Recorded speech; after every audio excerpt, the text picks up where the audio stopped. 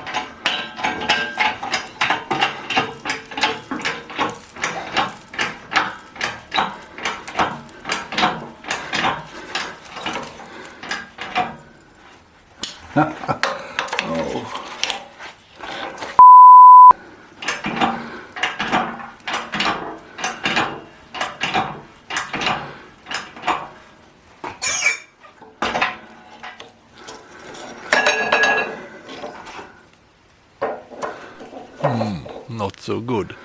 Let's try with shorter pieces.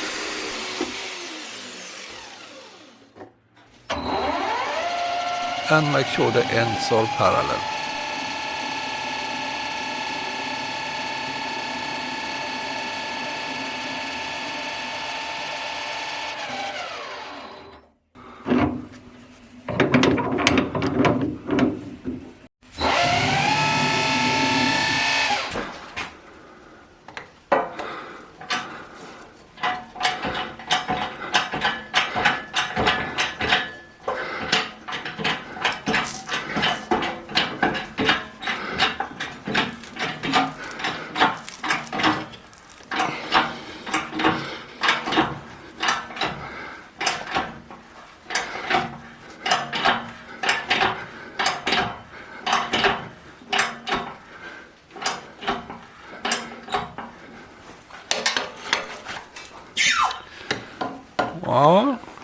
Well, it's not nearly as hot this time. The temperature stalled at some 800 degrees. A bit bent, but something like that will be just fine. I need to replace one of the elements. That's why the temp didn't go up as high as I wanted. There are 3 1 kilowatt elements, and they look like this. They need to be stretched to the right length and bent at the right positions. I replace all 3 elements. If one breaks, the other will break soon. Even if that is not a real rule, when I sit here and stretch and bend, I can just as well do them all. I think that's a better reason.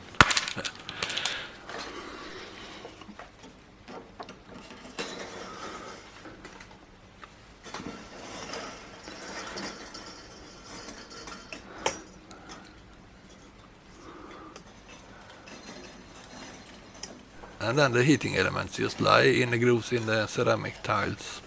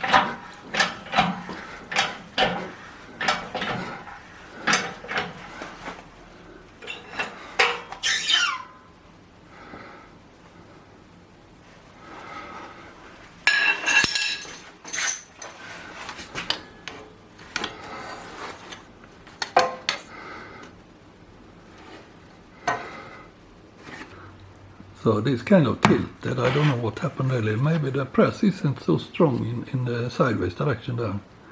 But I think it should be possible to get out a 32 there. What is it on? There are 37 there. 32 is up there. So I have maybe some 25 millimeter of 32. I was hoping to get 30 millimeter out of it, but maybe not. What do we have here? 32 is there. So I will get out a little bit less than 30 then. I have to drill one hole here. And then I clamp it into the shock, in the folio shock. I think that will be fine. This one was much better, but it bent a little bit or skewed a little bit as well, but not nearly as much.